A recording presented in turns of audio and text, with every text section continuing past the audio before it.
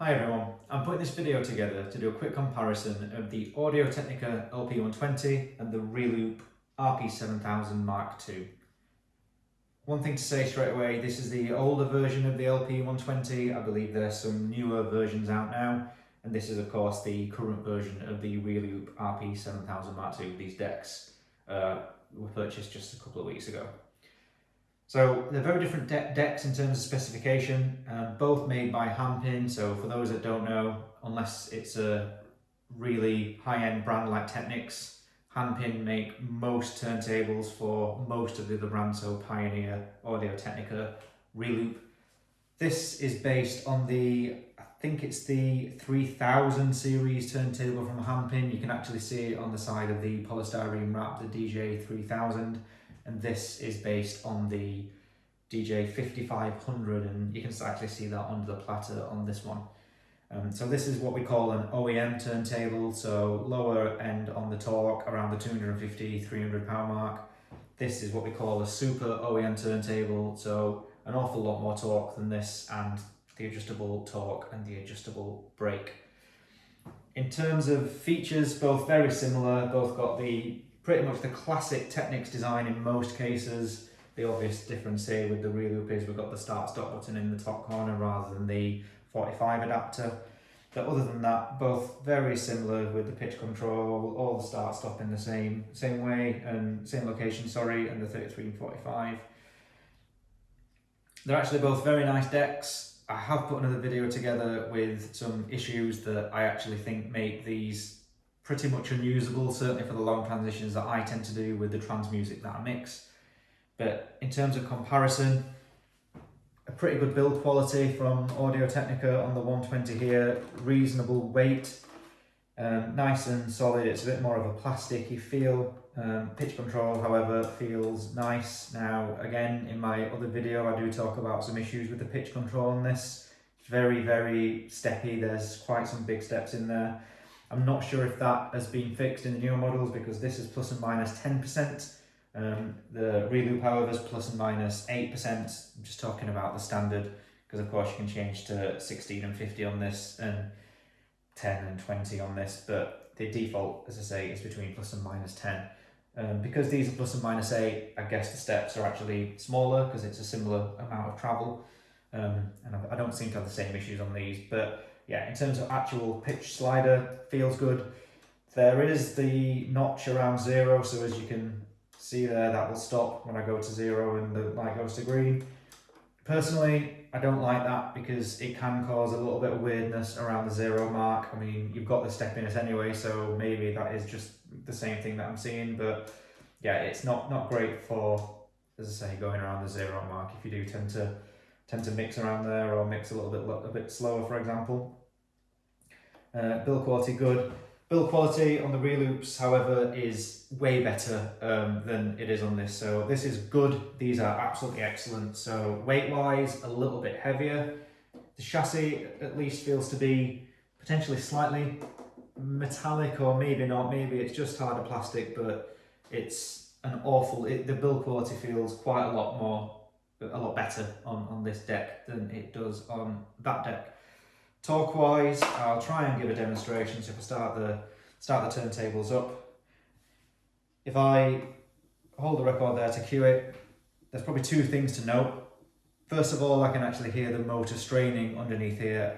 Obviously you can't see how much pressure I'm putting on, but I'm not putting a huge amount on. I can move my hand there quite a lot, and in both of these I've just got the standard slip mat. In fact, there's one of those Dr. Suzuki slip mats. I got the 7-inch version by accident. So even just taking that off just to make things absolutely fair. You can hear the motor struggling a little bit under there, and you can see it slows down quite a bit on the strobes. And then when you let go, it does take a little bit of time to get to speed. You can try and give it a bit of a nudge, but often you'll nudge it a bit too much. So it's acceptable. It's probably in line with what I learnt on is the Citronic PD1 deck back in the day. It's in line with the lower end direct drive model turntables. If we move on to the Reloop, I've got the torque set all the way down to the absolute bottom, so it's on classic. Immediately, they're way better. So you don't hear any of the motor cogging or clicking or whatever you want to call it underneath. There's no strain on the motor. It is slowing down a little bit, as you can probably see on the camera, but when I let go, it pretty much gets to speed straight away. When I've been mixing with them both as well, you can tell the difference. When you let go of the record, it starts playing at a reasonable pace, unlike this one that takes just a little bit longer. It's only minute, but it does make a difference. In terms of pitch on the Reloop, it's nice and smooth, as I say, so is that one. This is smooth, doesn't have the notch around the 0 mark, so you can just go straight through it. You get the light that comes on to tell you you're at 0, but straight through, no problems. It does appear to be a little bit less steppy as well, and just to be absolutely clear on what I mean there, you can have this, if you're playing a track here and you're bringing this one in, you bring it in and it's just about right, but you need to give it a bit of a nudge upwards or downwards, so you do that, and then you make a small adjustment there to try and compensate for that. It's all of a sudden, it's way off because the steps are quite large on this.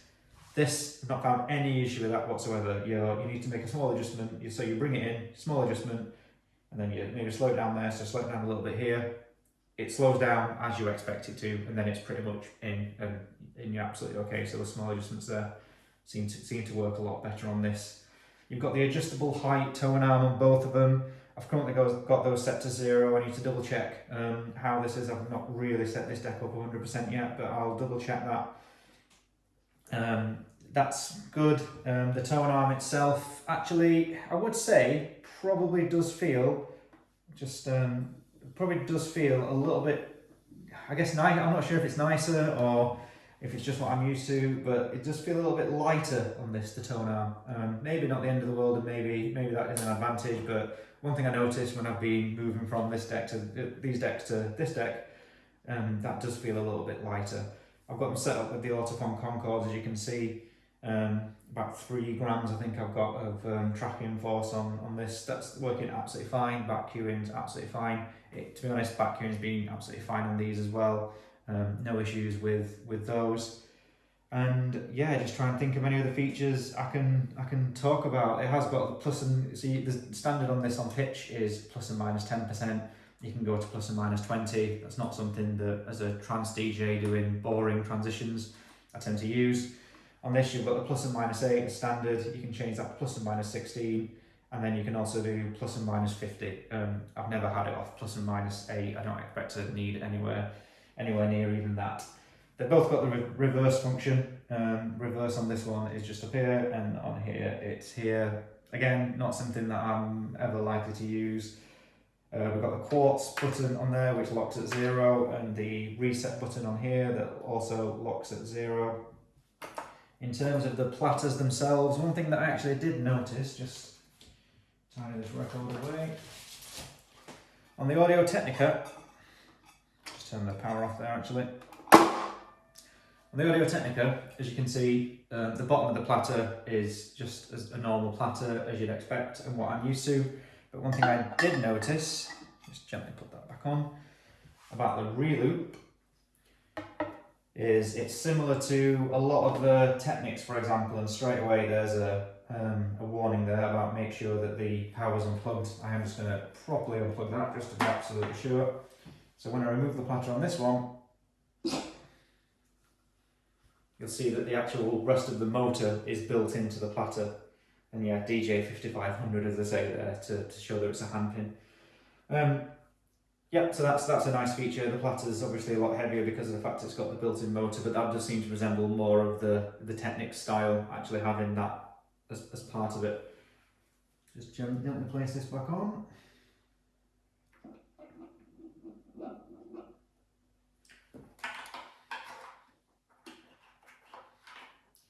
Try and find the power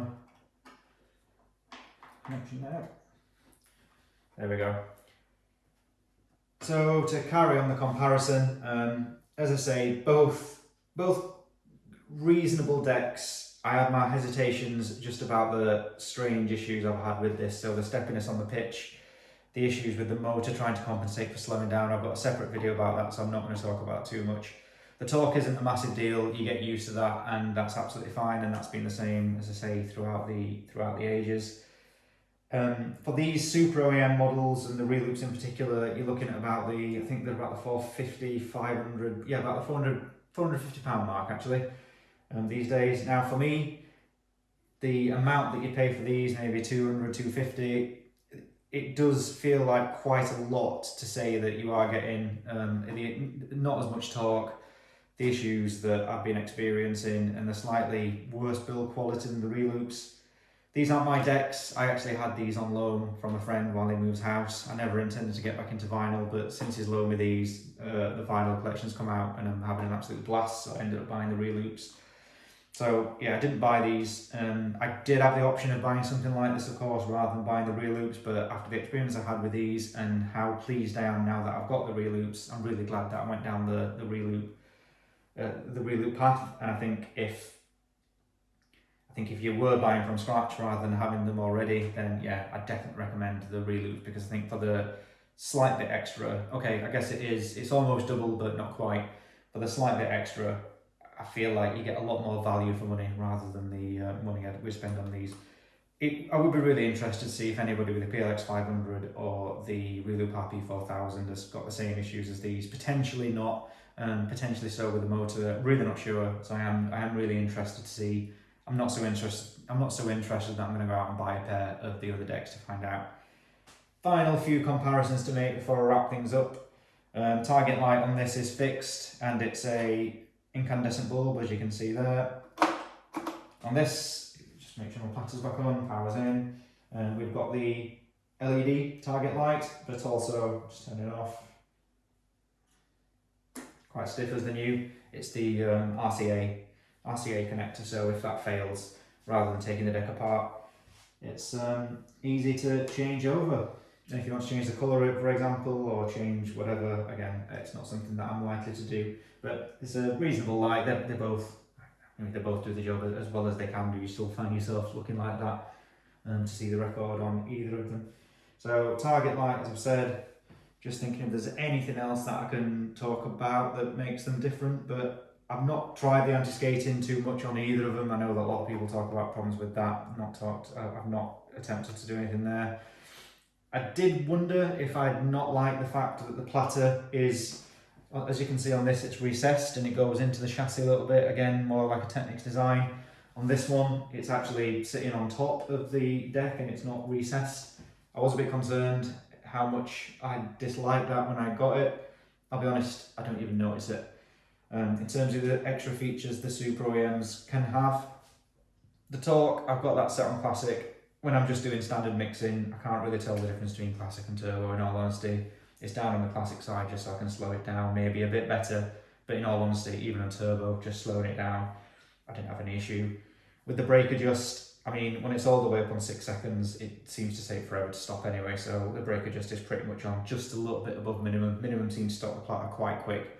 I just like a little bit of a normal stop speed for the stop button. If I want to do like a wind down, for example, at the end of the track, I'll turn the deck off because with the Allen & Heath mixer, I've got the built-in phono preamp. But I guess if you didn't have a built-in phono preamp and we're using line output, then yeah, to do a wind down, you'd probably use the 6 second and the stop button. But again, that's not something I use. Sound quality on both of them is fine. Not had any problems with this whatsoever in terms of that.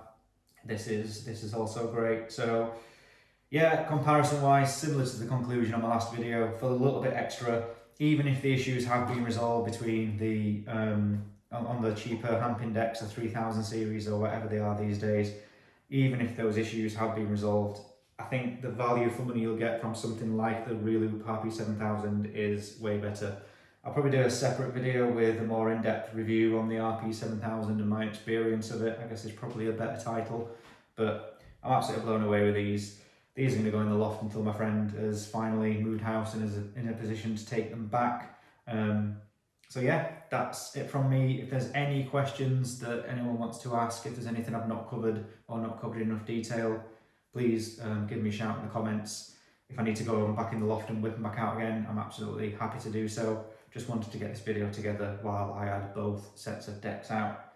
Right, thanks for watching. Catch you later.